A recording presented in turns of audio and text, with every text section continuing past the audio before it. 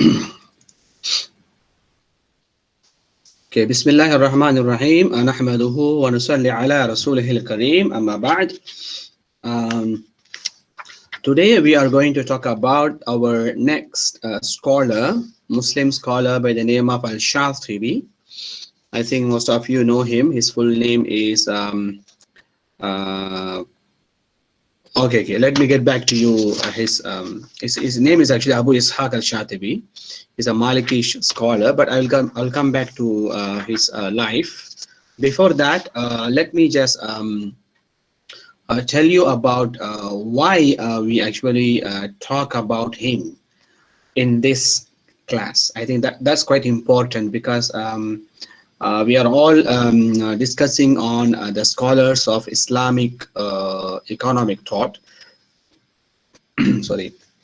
So far, we talked about, mashallah, a number of scholars, and they have done so many work in economic thought, the related economic matters, starting from, talking about price, money, the functions, and the institution, al-Hisba, especially the taxations, including the zakat and waqf, right? And then the trade and everything. In fact, the governance, what we call it, political economy. So many actually. They talked about the market mechanism and the regulations. They talked about wages and the profit and the social impact of the governance.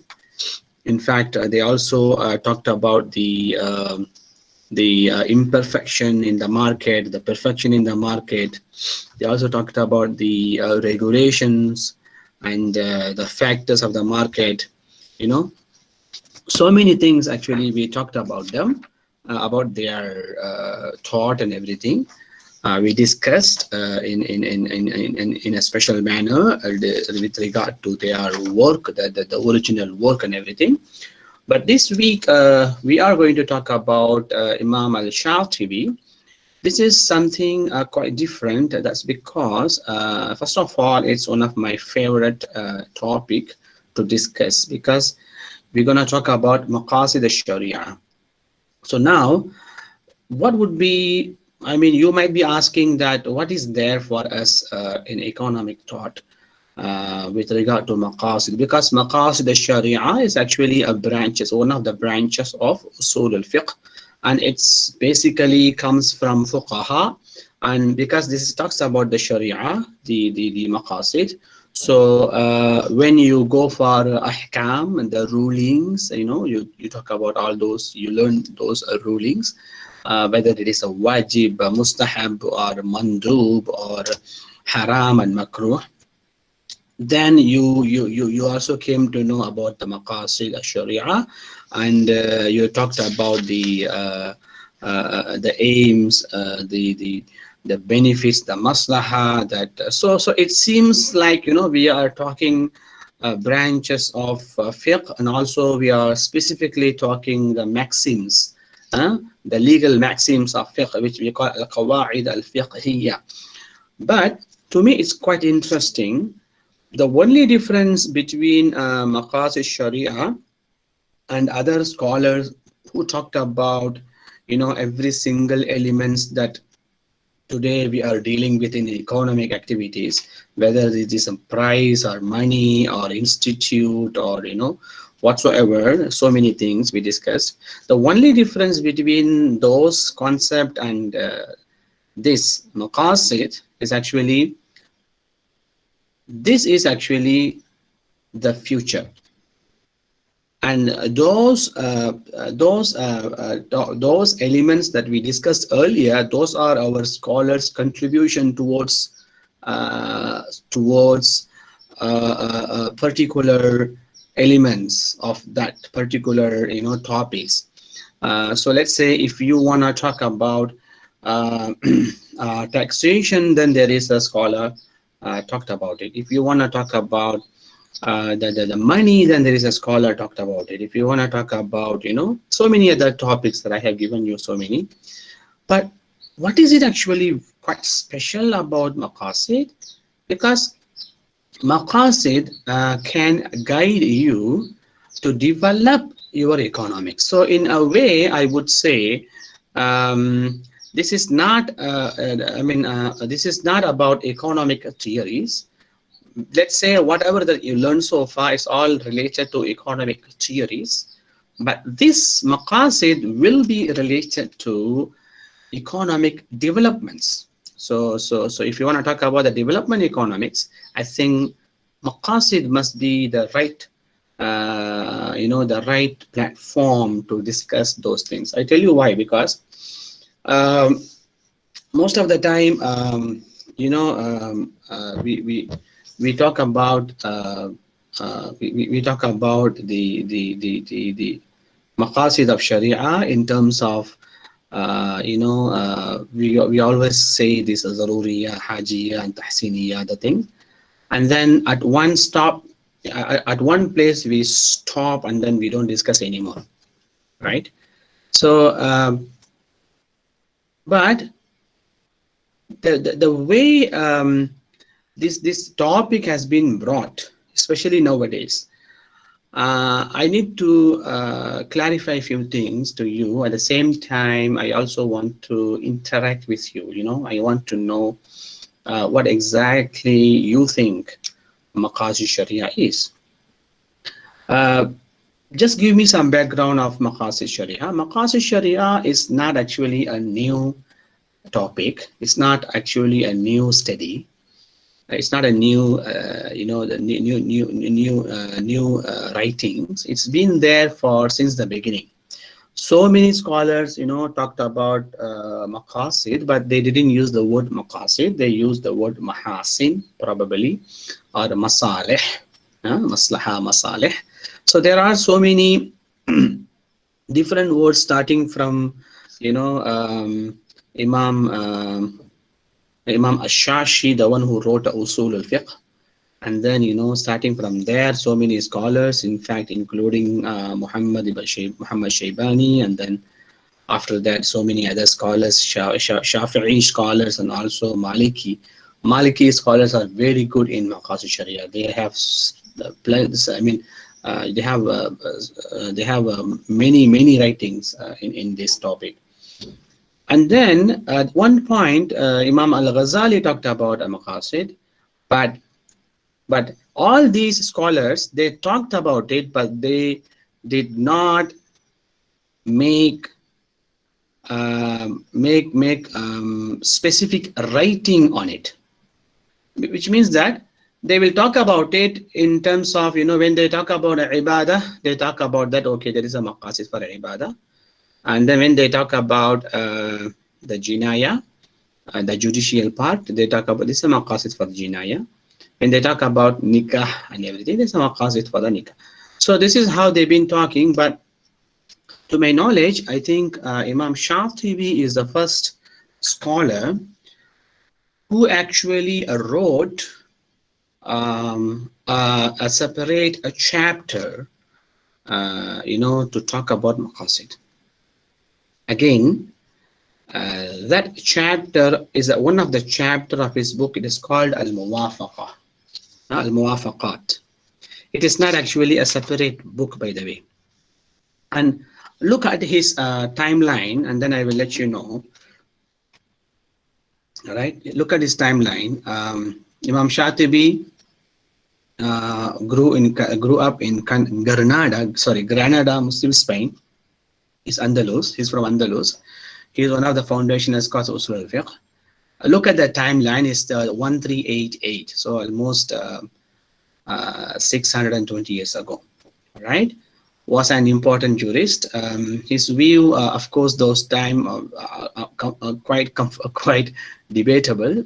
Sometimes he also have some fatwas.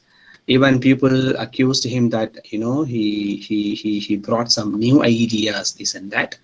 Even the controversies continued after his death, and it was actually few scholars actually who brought his work out, starting from Rashid Rida, and then Muhammad Abduhu, and then the most important person which I forgot to write his name here.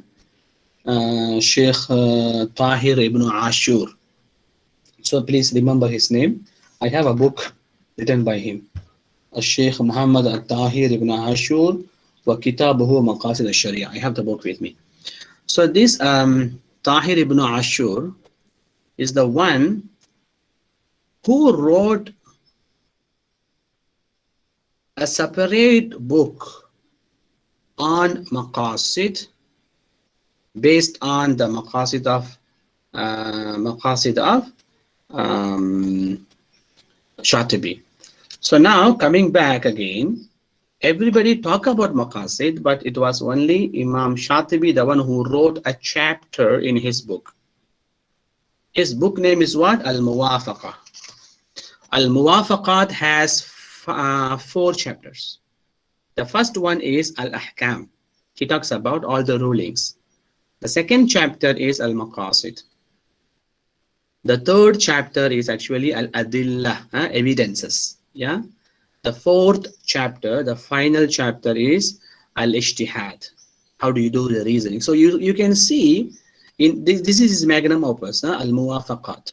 If you look at its chapters, it's clearly telling you a message. First of all, look into the rulings of Quran and Sunnah.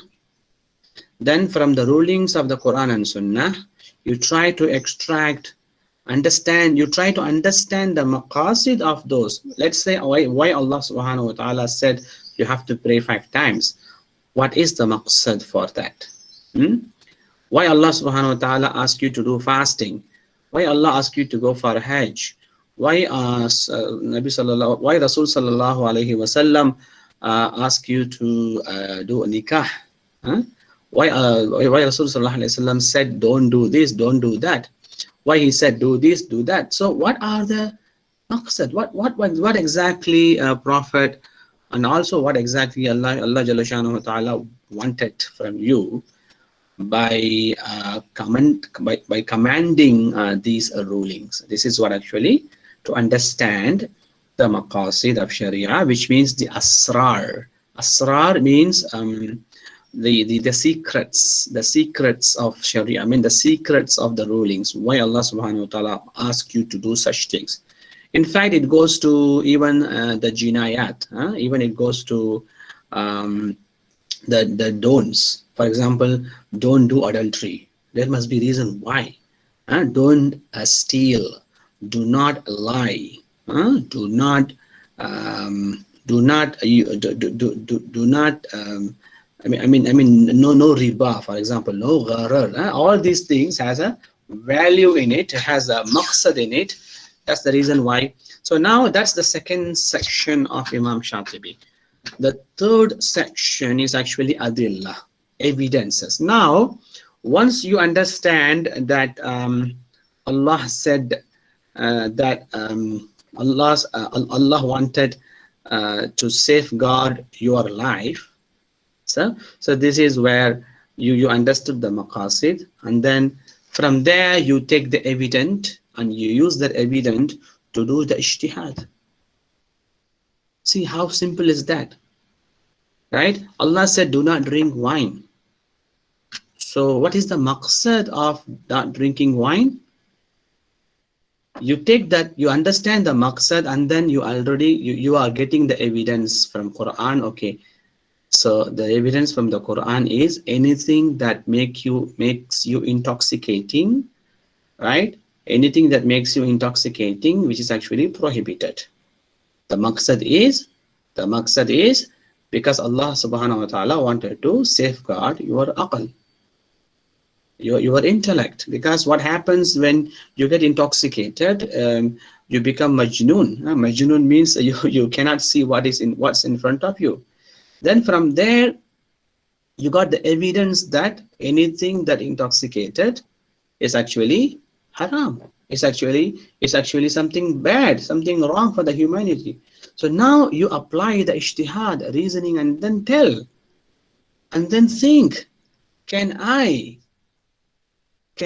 work in, can I promote in something that actually can I work in something which promotes people get intoxicated? So what exactly happening through intoxication? When someone get intoxicated, they become what? They become adamant, and then they also become very much I mean, they cannot go away from that, isn't it?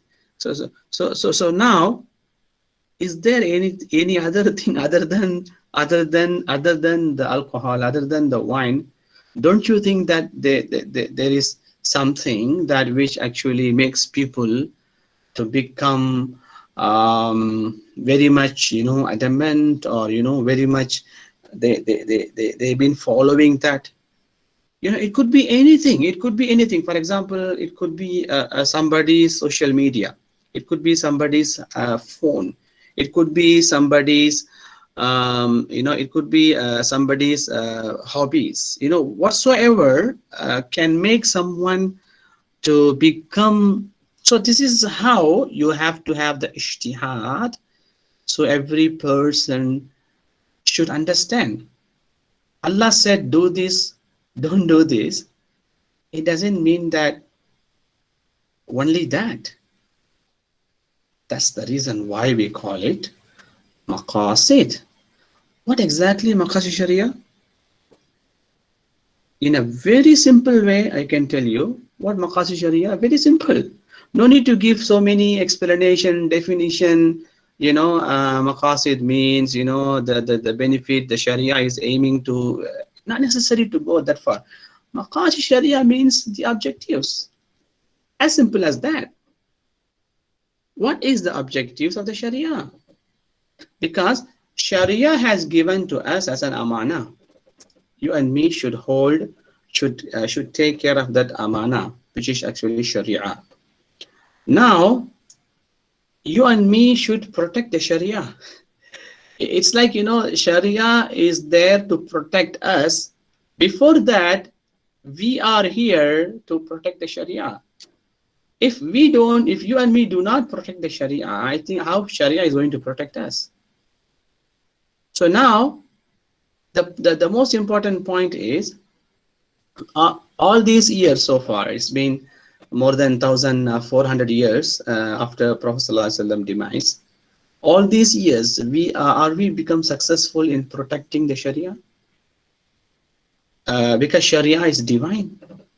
It's given by the Prophet. It's given by the Prophet ﷺ, but he is the one who brought it from Allah Subhanahu wa Taala, and then he gave us the law, and he gave us the Sharia, and then he said, okay, this is what the regulation in any country, any time, any place, regardless of race, regardless of language, regardless of whatsoever, the Sharia stands alone. And then as long as we are all following the Sharia, then everything will be protected, right?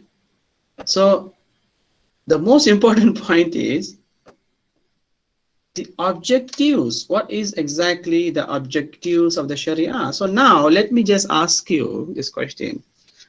When I tell this, I mean, when I tell you Maqasid Sharia, the reason I'm telling you all this, why? Because it's quite important to understand. That's the reason why our department is offering the whole semester just to understand Maqasid. Do you know that? How many of you know that we have a course, even though it's an elective course? How many of you know?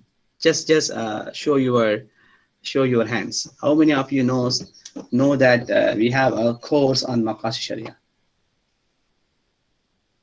I mean, earlier, not now. Do you know that earlier? Do you know that there is a course called Maqasid Sharia? Only two.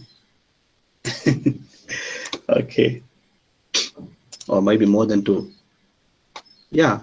So I think in that case, I'm making my point very well, because which means that most of you didn't know that there is a. So now you know there is a course actually. Our department is offering, and Professor Mustafa Umar, mashallah, is a great great teacher.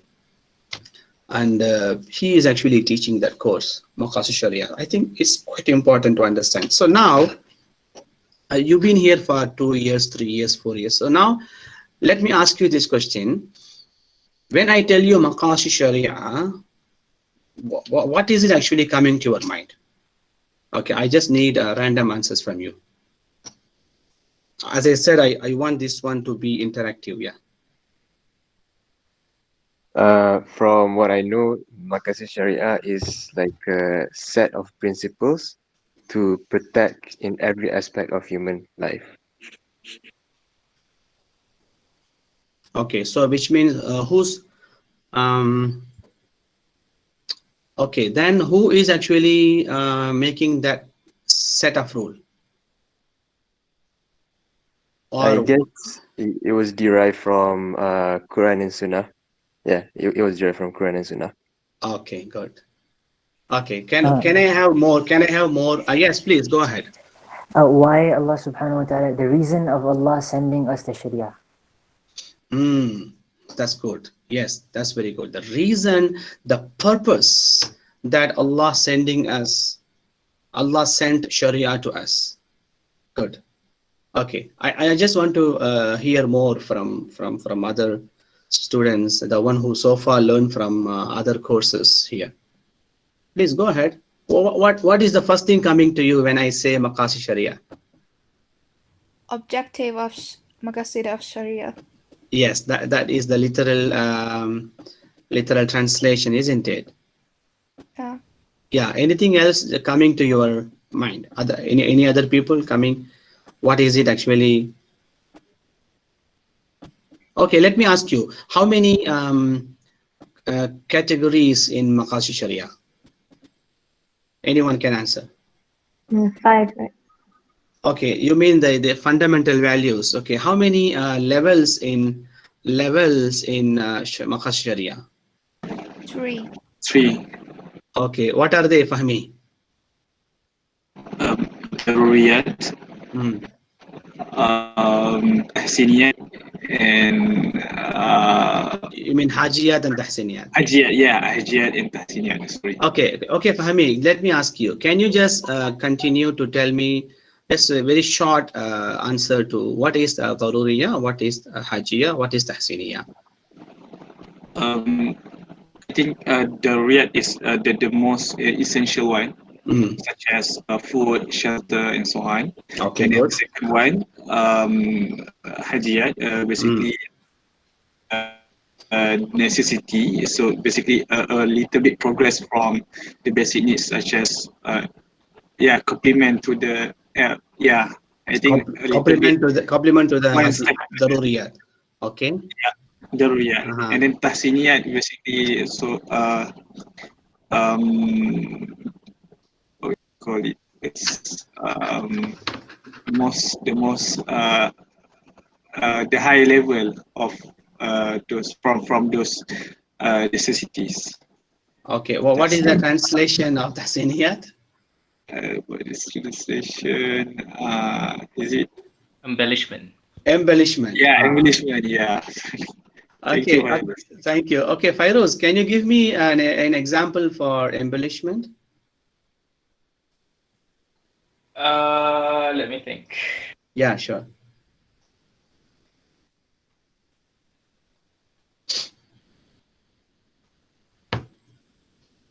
I have no idea, sir. Okay, anybody else from the group? Yeah. Just give me one example. Clothes. Cloth. Yeah.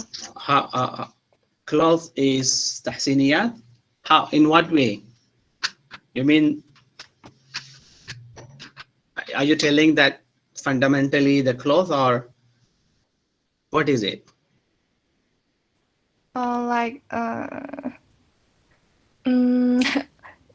Because it's for the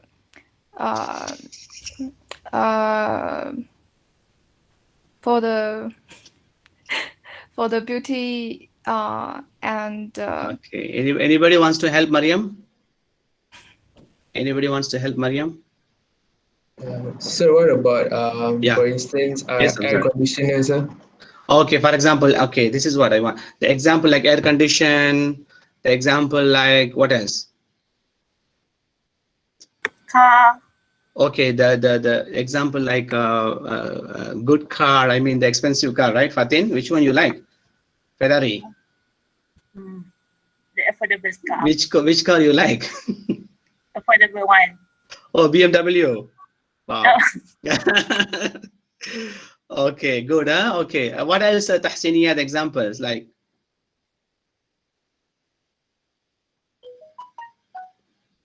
What about wearing perfumes, sir? Okay, wearing perfumes.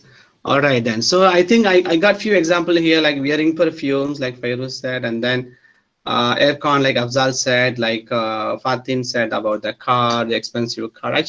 Actually speaking, all of them are wrong.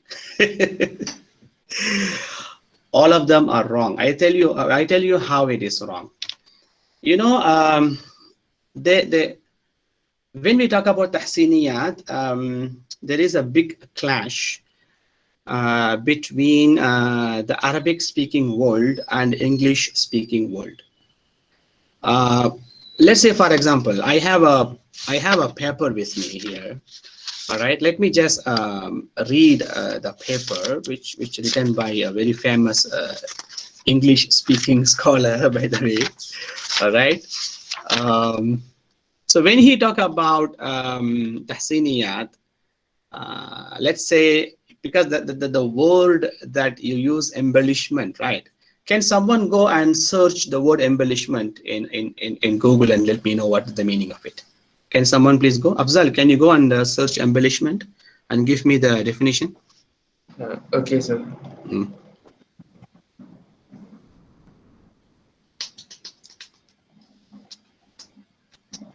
Sir, a decorative detail or feature added to something to make it more attractive. Something to make it more attractive. And then the examples, any examples that according to the dictionary? There are some synonyms, sir, like decoration, ornament, right?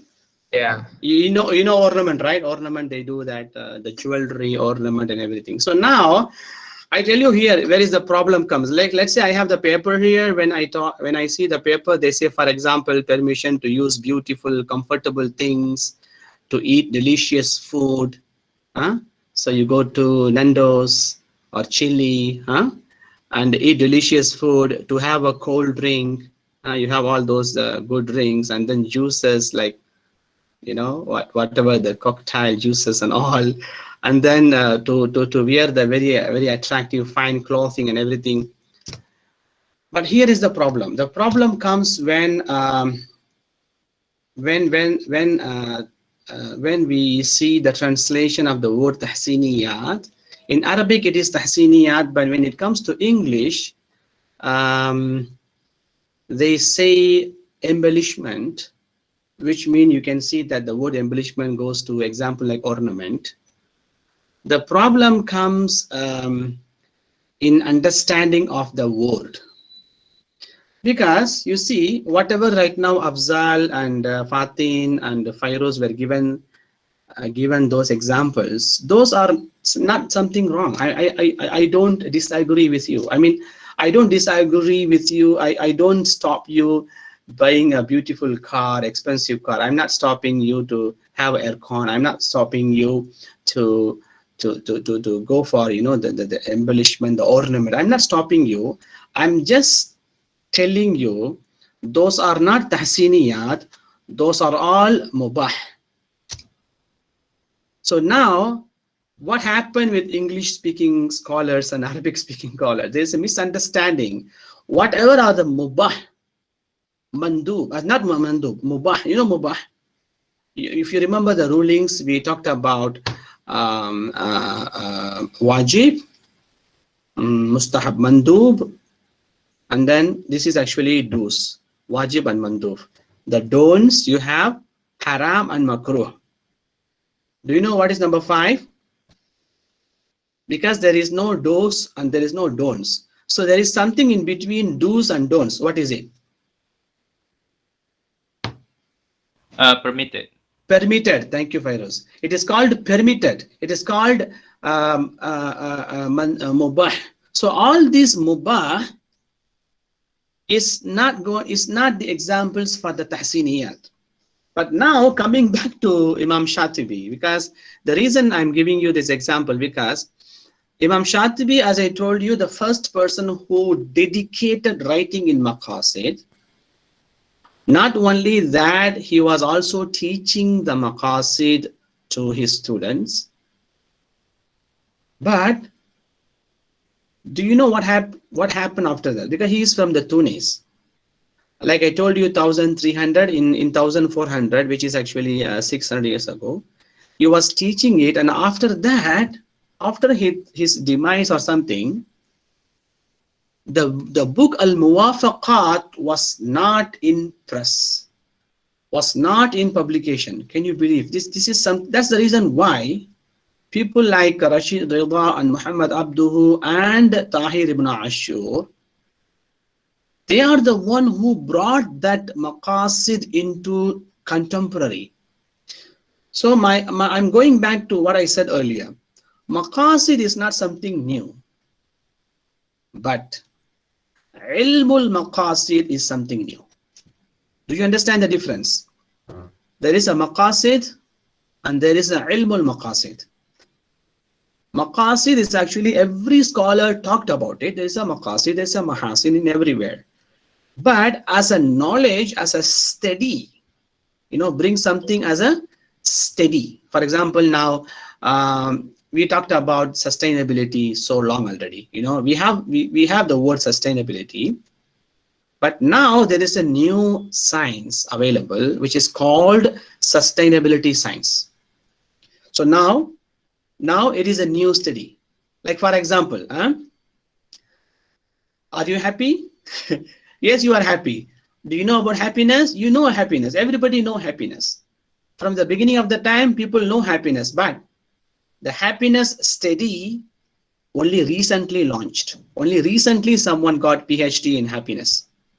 So now, similar to that idea, you have plenty of examples like that.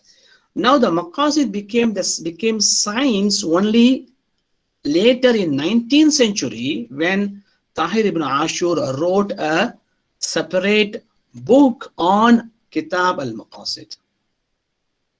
So now, coming back to the misunderstanding and everything, especially the word Tahsiniyyat, it's actually, when Imam Shatibi talks about Tahsiniyyat, it's totally different. Let me give you what Imam Shatibi, the scholar of today, talks about. That's the reason why I went back to al-Muwafaqat and I'm bringing you from his book. So when Imam Shatibi talks about legal obligation and underlying purposes, which is actually Maqasid, he talks about there is 3 different levels: Daruriyah, Hajiyah, Tahsiniyah. And he says all this Daruriyah, Hajiyah, Tahsiniyah, it comes under 5 fundamental values. And you know the 5 fundamental values, which are Deen, life, intellect, progeny, and wealth. Now, every single time Imam Shatibi talks about these 3 different levels of Maqasid, he talks about 2 ways of preservation. This is very important. I don't see this quite often. I don't see that many English writing scholars, they understood this particular part, which is actually there are 2 different levels to prevent. Number 1 is actually we call it positive aspect, or maybe you can say that you can say that the necessities required for bringing and maintaining the existence. Bringing and maintaining the existence. The second one is to protecting those elements. For example, you will have 2 ways to protect all these 5 fundamental values in 3 different layers. The first way is by doing the right thing. The second way is by stopping the bad thing. Okay. Now, when it comes to doing the right thing, Imam Shatibi brings three aspects. The three aspect goes like this. There is a spiritual aspect, which is ibadat, and there is a habitual aspect, which is adat, and then there is a financial aspect, which is muamalat. So now these three aspects comes into positive aspect, as I say, which means to to bring and maintaining these essentials, whether essentials or hajiyat or zaruriyat, zaruriyat, hajiyat or tahsiniyat. I would prefer to use the same word rather than using the translated, because the translation words always gives us a different meaning. So now, what is the fourth aspect? Because the first three aspect is the positive aspect. You have to do spiritually, you have to do some ibadah. Habitually, you have to do some adat. What I mean by spiritual is actually all those worships that we do for Allah subhanahu wa ta'ala, whether it is your prayer, your fasting, everything. The second one is a habitual. It means that everything that in your life you are doing, you eat, you sleep, you drink, you go for walking, you go for exercise, and then you have your family with you, your marriage, and then population, the things and everything is most of the time because we are actually habitants, right? We are that's because we are the talking animals, so we are all habitants as well. So this is it comes under habitual, which is adat. Number three is actually mu'amalat. This is where actually we are very much attached to it, because mu'amalat is something that two parties, because habitual is something that I alone can do, but I have to use my body. Spiritual, something that I have to do in my heart. So starting from heart, and then my body, habitual, and then financial is actually contracting with others. You do the transaction with other party, because you cannot alone do the transaction. It is impossible. So you do with somebody. You have second party, you have third parties. This is how you do financial mu'amalat. Then we talked about all these three aspects, actually the positive aspect. Then you have the fourth aspect, which is actually negative aspect, which means to protect. It's called jinayat, which means judicial. So under this judicial, we have we have so many rules that Allah subhanahu wa ta'ala says, don't do this, don't do that. For example, Allah said, do not kill each other, do not lie, do not adultery, do not drink. All these things comes under judicial. So now Sharia has been, now if you look any ayah in Quran, that any ahkam that Allah subhanahu wa ta'ala tells you to do, sometimes he tells not to do. Right? For example, Allah said you make wuzu like this. Allah said you pray. Allah said you do fasting. These are the do's. So many do's. Allah said when you have an agreement, you make sure that you have witness. Yeah? Allah talks about so many other things as well. Also, Allah said, don't do that. Don't do that. Meaning to say, Allah stop you to doing it. So all this become what? Ahkam. All this become what? Rulings. So if you look into the rulings, all rulings you put together, you will not get more than these four. The rulings pertaining to ibadah, the rulings pertaining to adat, the rulings pertaining to mu'amalat, the rulings pertaining to jinayat. You will have only these four. This is how Imam Shatibi beautifully, putting it. So now, the thing is, when you talk about zaruriyah, then you have to think in these four layers, four aspects. So tell me now, in zaruriyah, you have the 5 fundamental values. Which one is actually spiritual? Protection of deen. Very good. The deen is the spiritual. Which one is adat? Which one is habitual?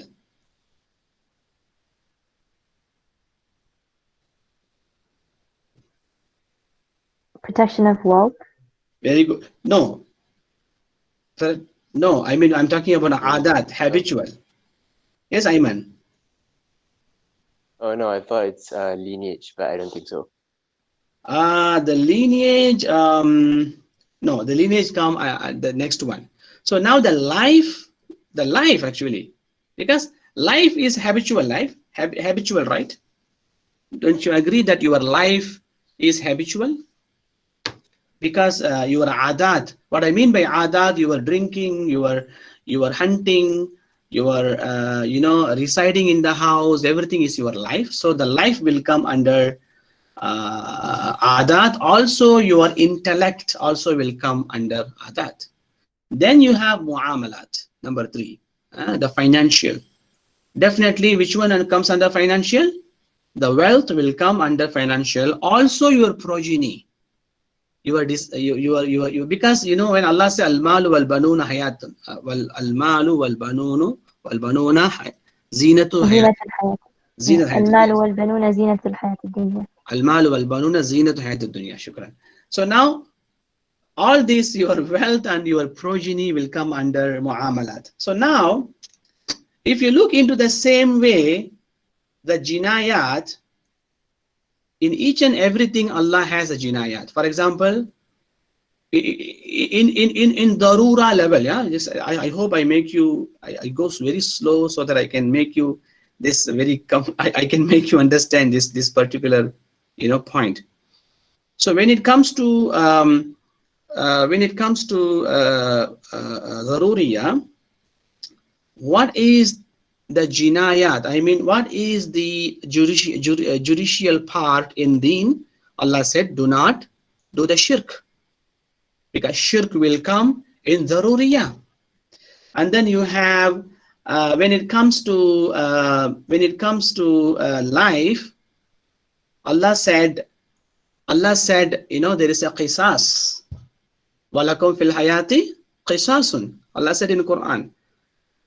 When it comes to intellect, Allah said there's a had, progeny, wealth, everything. Even for example, Allah said cutting the hand or compensation, it comes to protect your wealth. So now, the point that I want to make, in each and everything there is a do's and there is a don'ts. To understand all of these together will make you a proper understanding of the maqasid. This is only about daruriya. What about hajiyah? If you talk about hajiyah, then again you have all these different 4 layers. The same thing goes to tahsiniyat as well. When Imam Shatibi talks about tahsiniyat, do you know what he says? When it comes to tahsiniyat, he says ibadat. What is tahsiniyat in ibadat? He says remove the impurities from your body, from your dress. He didn't say you have to wear the most expensive dress and then go to masjid. He didn't say that. This is where the tahsiniyat has been misunderstood with mubahat. Imam Shatibi says covering all your parts and remove the impurities from your dresses and from your body. This is what actually tahsiniyat in ibadah. Do you know what is tahsiniyat in adat? What is tahsiniyat in eating? Do you know what is tahsiniyat in eating? Let's say before this you were saying that having a very good menu, having a 5-star hotel menu is actually tahsiniyat. Am I right? Some of you may thought, isn't it, Afzal? Some of you may thought. Do you know, according to Imam Shatibi, what is tahsiniyat in eating? He says adab of eating. You sit down and you properly eat. You do not waste a single thing while you are eating. You become more and more sustainable in a way. That's why I would say Tahsiniyat can also become the most sustainable thing that we are talking about, because we are talking about this United Nations Sustainable Development.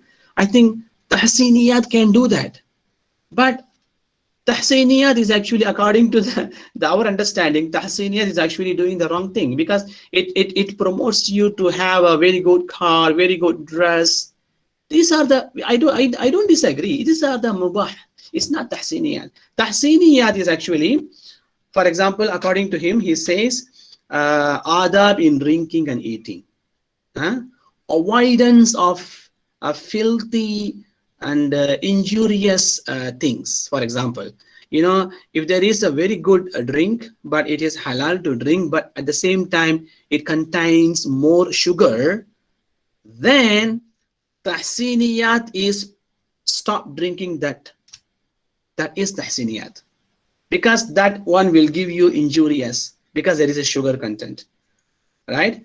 Also, he talks about the meanness and not being extravagant in consumption also become. Also, Muamalat. Coming back to our subject now, because this is what I would say, Tahsiniyat in Muamalat is actually our takeaway from today's class, because we have ibadat, we have adat, and we also have jinayat. Next, we will come to next, but Tahsiniyat in Muamalat, according to Imam Shatibi, this is the point I wanted to make it to you. That's the reason why I have to explain to you like last half an hour for this.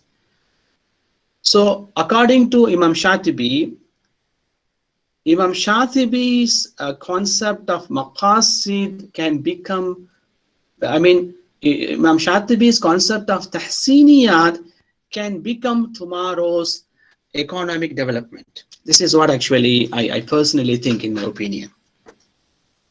Meaning to say, he gives many examples. He says, not selling impure things, impure, you know.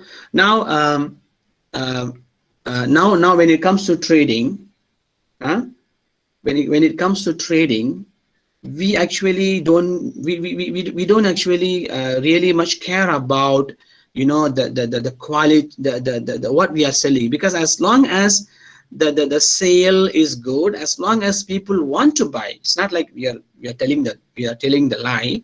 We are actually telling the truth about the quality. At the same time, we don't bother what kind of impact, you know, that product can make. For example, I'm talking about everybody, yeah, including you and me. For example, I don't mind, no offense, Mariam, yeah, no offense, yeah. We don't buying some product from Asian countries, including India and China, and we don't mind to buy and sell it to some other countries, because we know that the products that we are getting from China and India is quite cheap. At the same time, there is no quality in it. Do you agree with me? We don't mind, as long as when it comes to making money, we don't mind.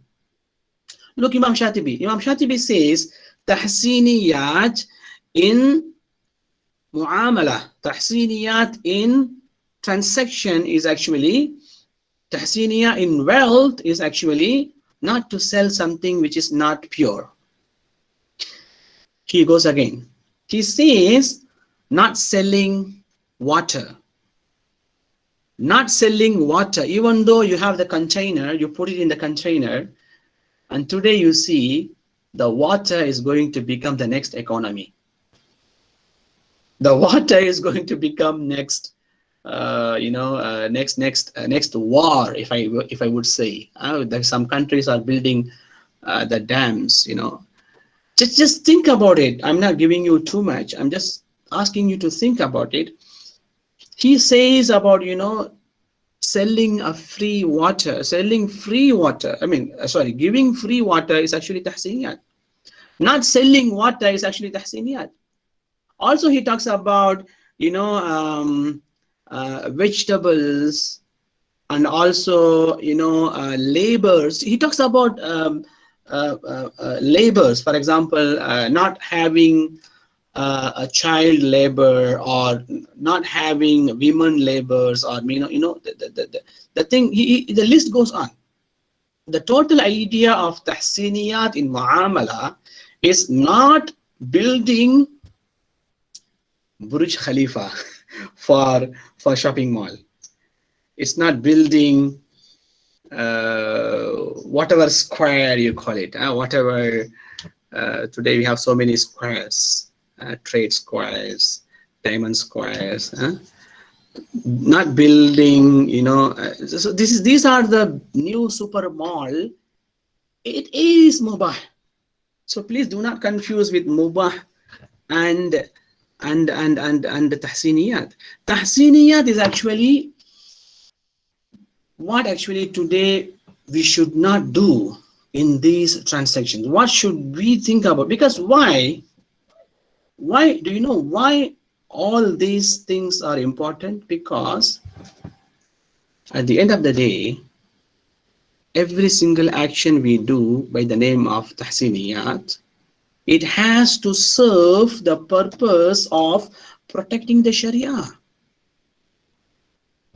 Let me ask you frankly, if you and me agree building the mall is actually Tahsiniyat, so let us build, like in so many countries are doing. The moment you went to super mall, have you ever seen windows in super mall? Ayman, have you seen windows in super mall? Rarely. Rarely. You won't see windows in super mall. You won't see the clock in supermarkets. Do you know why? Because they don't want you to leave. They don't want you to, they want you to stay all the time. They want you to finish your wallet or your cards. So meaning to say, what kind of supermarket that we are building, and people are not being reminded about their Sharia? What kind of sale that we are having in those supermarkets, which actually helping to bring more mafsada? For example, the hacking applications, or kind of hardware tools that they are selling in the supermarket today can actually bring mafsada among the society. This is as simple as that. Maybe I went too far, but my point is to make it very simple analogy here. That's the reason why I go very slow. If you and me can take care of this tahsiniyat in economic activities, this is the takeaway from this class. If you and me can take this tahsiniyat from this, you can do the tahsiniyat in economic activities, which is actually yours and our area that we are working.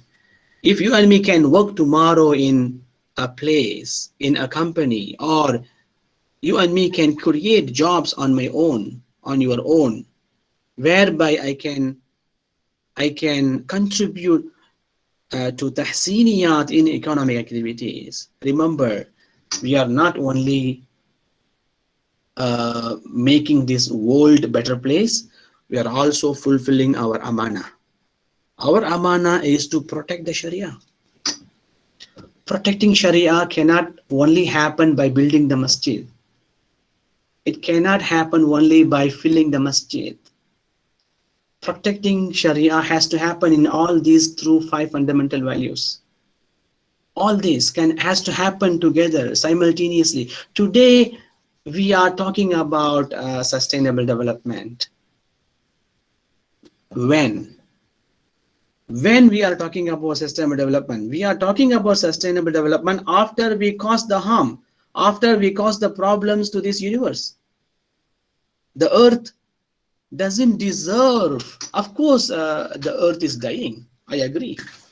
Of course, the Antarctica and Arctica, the North Pole is actually warming, and if you happen to watch this, this is a very good very wonderful compilation of commentaries, made by BBC, I think, by the name of Planet, Our Planet. Just go and watch Our Planet. You will see that the narrator always talking about the animals, the geology of that kind of place. He goes into sea, and then he goes into wild.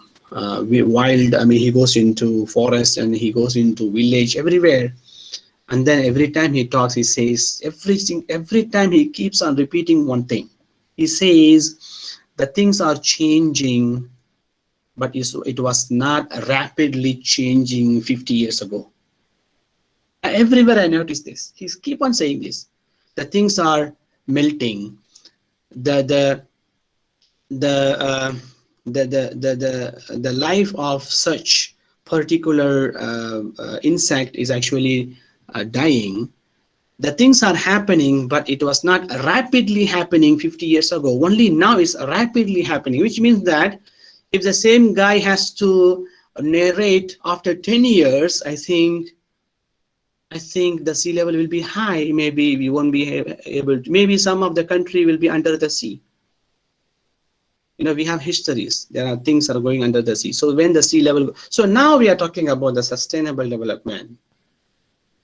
But after we cause the damage to this universe, and you and me have contributed to that, and our leadership has contributed to that, and we have, out of greedy, we have taken everything. So now what I'm trying to tell, the reason today we have to talk about sustainable development, because you and me, we didn't follow the Maqasid of Sharia. Today they want us to, it's sometimes it's really funny, sometimes really also worrisome that they ask us to talk about, COVID, for example, COVID-19, Maqasid perspective, global warming, Maqasid perspective. So I would say the COVID-19 happened because we didn't follow the Maqasid Sharia. The global warming is happening because we didn't follow the Maqasid Sharia. Because every single action that we do, the objectives must serve the purpose of Sharia, not the purpose of the particular company or the particular bank. For example, you set a very beautiful, you set a high-tech, high-tech hospital tools and everything, so that if someone has to transplant, the lung can be done within 1 hour. So the lungs can be transplanted within few hours. That kind of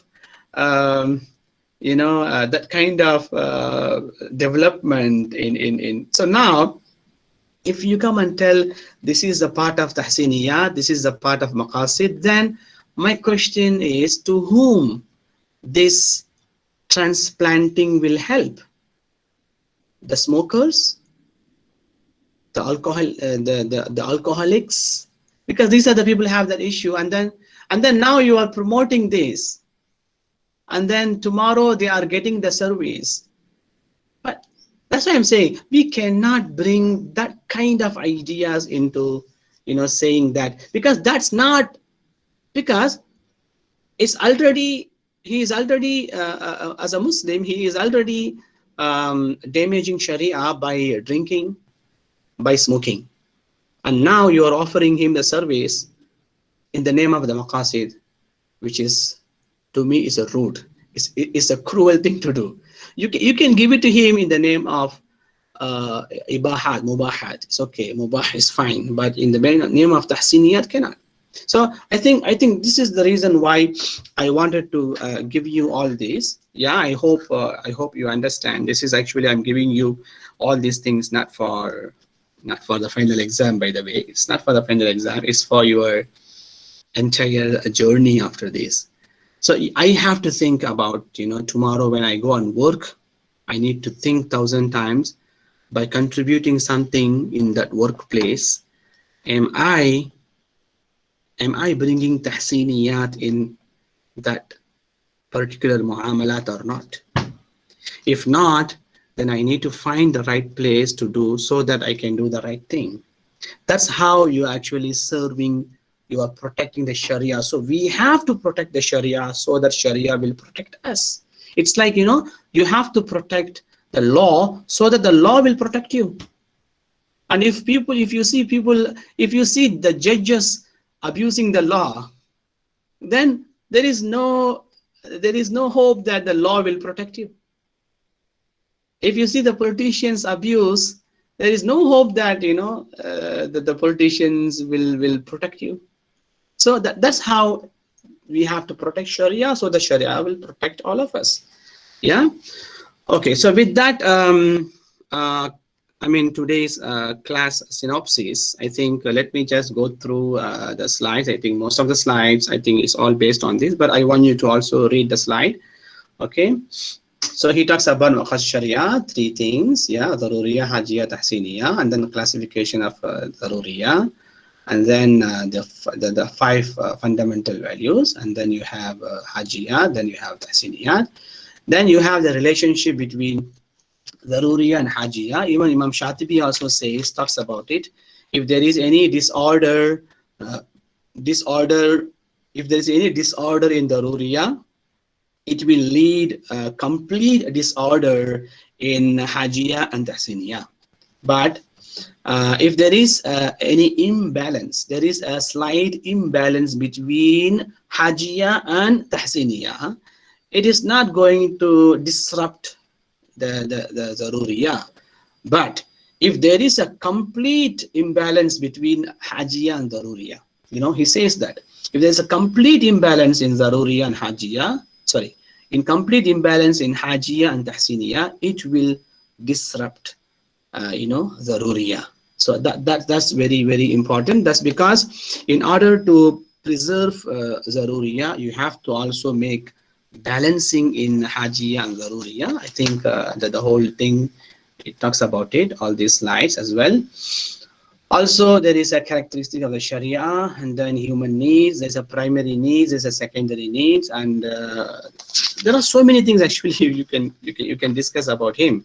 But I just want to finish this one by this class, so that we have 2 more classes for Ibn Khaldun. Yeah, that's the reason why I'm going fast in this, because you should know more about Ibn Khaldun as well. And then we have only remaining 2 or 3 classes. Yeah. Yeah, he talks about that, and then he talks about the 8 types of you know, 8 types of having benefits, by the way. 8 kinds of activities. He talks about the first kind is the one who fully completely permitted. The second kind is actually someone who do something, but there is also slight intention to do some loss to others. Because you see, when you do the transaction, definitely there is a pure permitted way, and sometimes you do, but sometimes you are doing it, someone might or might not get loss because of your particular action. It makes a possibility. Then there's a 3rd kind, 4th kind, 5th kind, 6th kind. Mashallah, he talks about 8 kinds. Yeah, that's very good. And then he talks about the role of state. Then he talks about the economic activities. This is where he talks about the consumer behavior, how it should be, what is the difference between wants and needs. What is the difference between maslaha and the utility? Yeah. Also, he talks about the first consumption basket, which means the dunya. The second consumption basket is actually akhirah. So how much you have to spend to fulfill your first consumption of the current basket.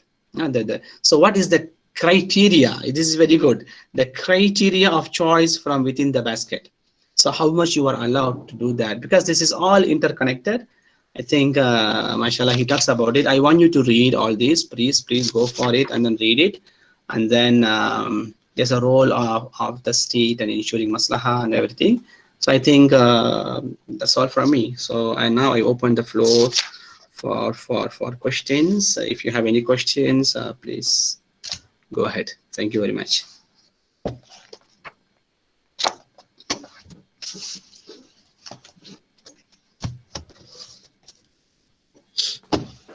Sometimes that just to reiterate.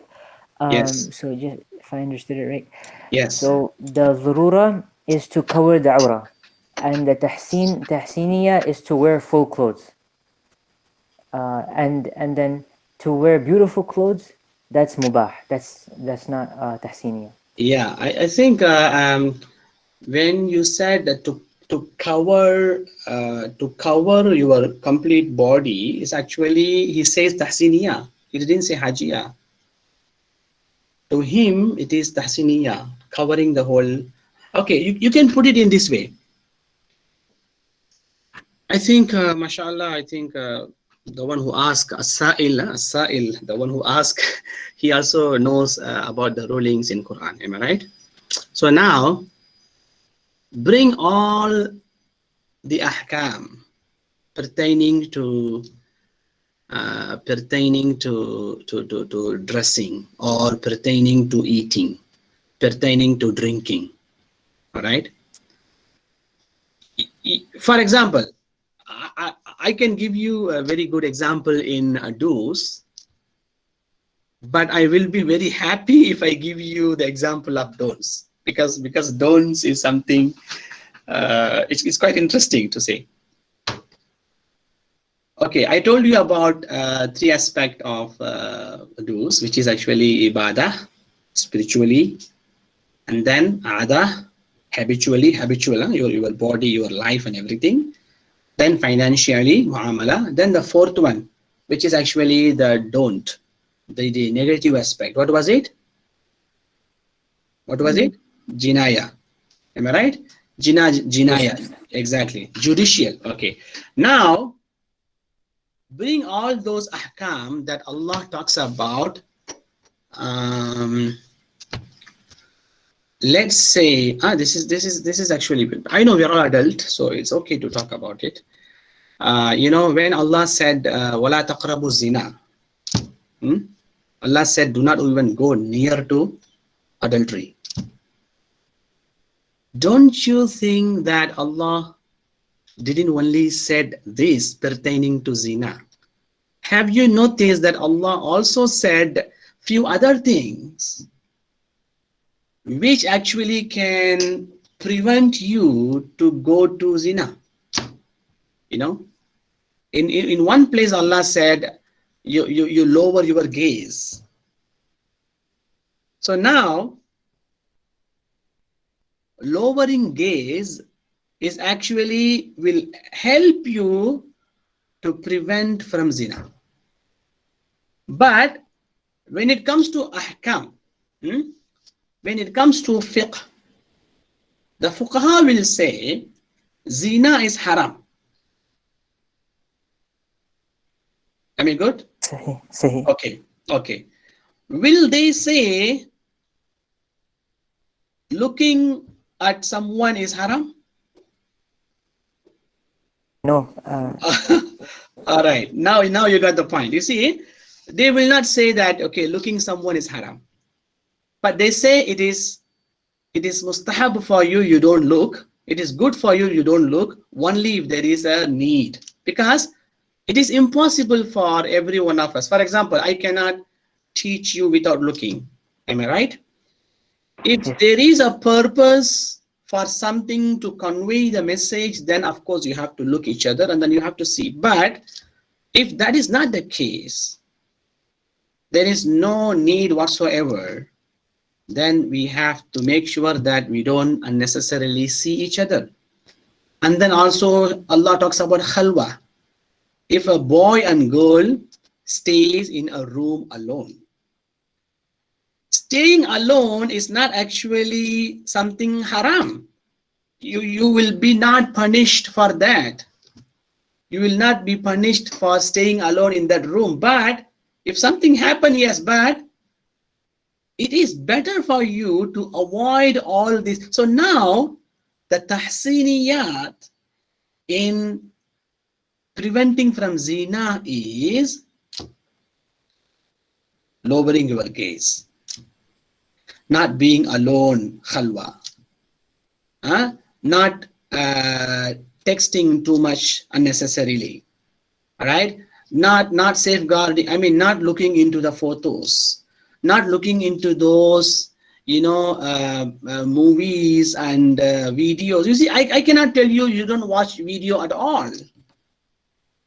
I cannot tell you, because now, right now, you are watching video, because now you are watching me through video. How am I supposed to convey this message if I tell you do not watch video? So I have to tell you, you can watch video, but I have to tell you also, right? Do not watch video which can trigger you, to have some relationship with someone, which is actually can lead to something which you can do haram.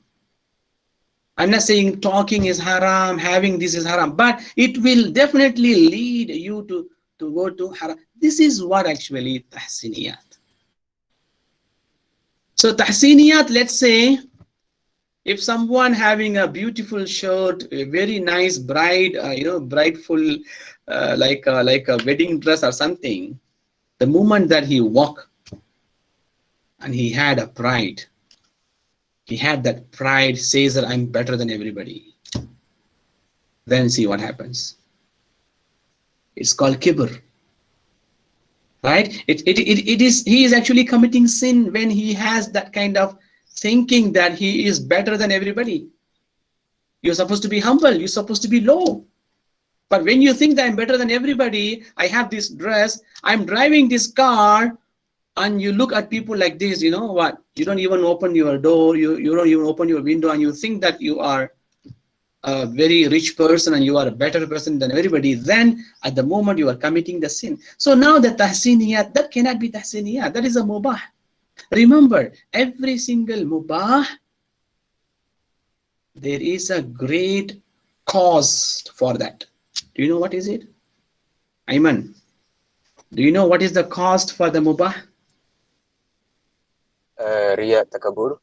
Do you know you are allowed to have all these good things? You are allowed to be in 5-star hotel. You are allowed to be under the aircon. All right. I think I still switch off the aircon. I don't know why. All right. You are allowed to ride a motorbike, which is actually very expensive. You are allowed to have a menu 5 times bigger than the normal person. But do you know what is the cost of that having luxury life? You have to answer to Allah for every single luxury that you are having. Do you know that? You cannot move your. I'm not actually threatening anybody here. This is the Sharia. This is what Quran and Sunnah says. And every single day, you and me, we are reciting Maliki Yawmiddin. What does it mean? The day of the judgment. We have to answer to Allah subhanahu wa ta'ala every. So if there is no proper reason for you to have that luxury, please do not have it. Stop. Stay away from that. If you have the proper reason for you have it, you go for have it. Because at the end of the day, it's not your father is going to come and answer on your behalf. It's not your teacher is going to come and answer your behalf. It's not your spouse going to come and answer your behalf. It is you, it is me who has to answer on my behalf or on your behalf. You have to answer your behalf. I have to answer on my behalf.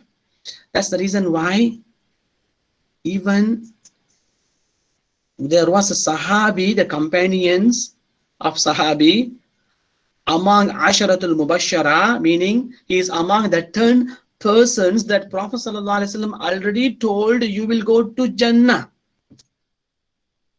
There are 10 people that Prophet ﷺ, when he was alive, he told you will enter Jannah. One of them is Abdurrahman ibn Auf, and I think you all know about him, most of you. Abdurrahman ibn Auf was the millionaire, or maybe you can say billionaire, because if you start counting his wealth, if you start counting his wealth, I don't know, it will be like billions and trillions, maybe trillions, who knows. So now that Sahabi, I know all the time, you know, when we talk about economics, we always say, okay, we have to become like Abdurrahman ibn Auf.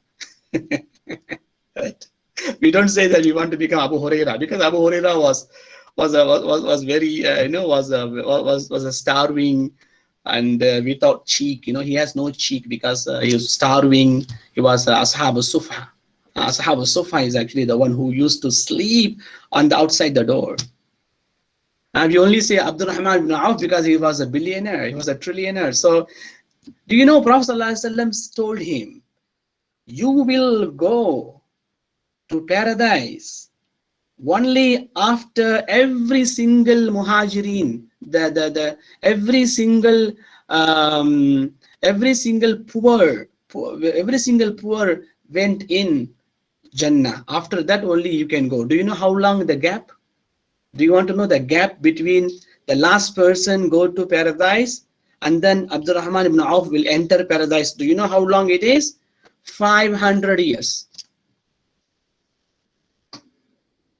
This is true, authentic hadith. Half a day in Akhirah is 500 years in this world. Allah said, Alfa sanatin mimma ta'uddun. Alfa sanatin mimma ta'uddun. One day in Akhirah is actually 1,000 years in this universe, which means that Prophet ﷺ just died not more than 1.5 days ago. Can you believe? Prophet ﷺ died only just 1.5, not even 1.5, because 1,400. In 2077, inshallah, will become 1,500 years. So now, prophets told him that you will enter paradise after every poor Sahabi went in. The time will be 500 years. You know why? Because he has to answer to Allah subhanahu wa ta'ala for all those wealth that he gathered. It is mubah for you to gather the wealth, but you have to answer to Allah. So now I think you got the cost. So I think that's the reason why you have to be very careful about the decision that we are making, and we have to actually make sure that bring the Tahsiniyyat in each and every, especially the Muamalat that we are learning from this university, and that will inshallah protect us from massive problems inshallah that's gonna come in hereafter.